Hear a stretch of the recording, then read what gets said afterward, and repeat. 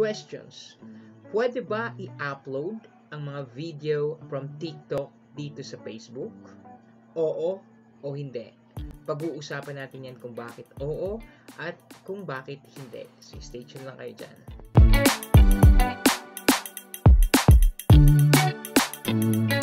Now, one of the hottest topic ngayon na karaniwan na tinatanong ng mga kapwa natin content creator, lalong-lalo na sa mga newbies, ay kung pwede ba daw i-upload ang mga videos from TikTok dito sa Facebook Reels or Facebook videos. So, sasagutin natin yan mga perks at sasamahan natin ng mga suggestion or tips para next time pwede ka mag-repurpose ng video from other platforms.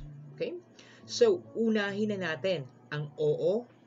Oo, pwede kang mag-upload ng videos from other platforms tulad ng TikTok, Wisi, or StarMaker at iba pa. Consequences, hindi ka mamomonetize kay Meta or FB. Questions? Bakit hindi? Kasi nga magkaiba ng platforms si TikTok, Wisi, StarMaker at yung iba. Hindi sila iisang under company or hindi sila under company ng Meta or ng Facebook tulad ng Instagram.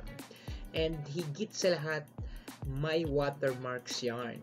Oy, gising mga kaberks, watermarks, bawal na bawal kay Meta yon, hindi ka mamamonetize. So, ano ba ang dapat gawin? Okay, tips number 1, use third-party editor.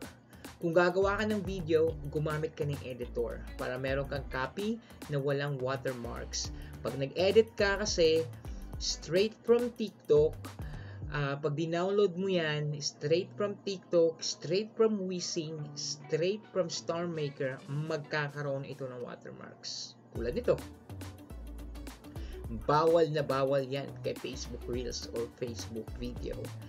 Alam nyo yan mga perks, isa yan sa dahilan na hindi ka mamonetize.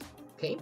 Now, isa sa mga pre-apps or pre-editor apps na pwede mong gamitin using your cellphone ay ang CapCut, InShots, kung saan pwede mo i-cut or i-cover up ang mga watermarks. At dahil dyan, pwede mo na siyang i-upload kay Reels at kay Facebook videos. So, makakapag-repurpose ka na ng videos from other platforms dito sa Facebook Reels or sa Facebook videos. So, kung may natutunan ka pa or kung may gusto ka pang matutunan at gusto mong itanong, mag-comment ka lang down below at I'll make sure na kaya nating sagutin at masasagot natin yung mga tanong mo na yan.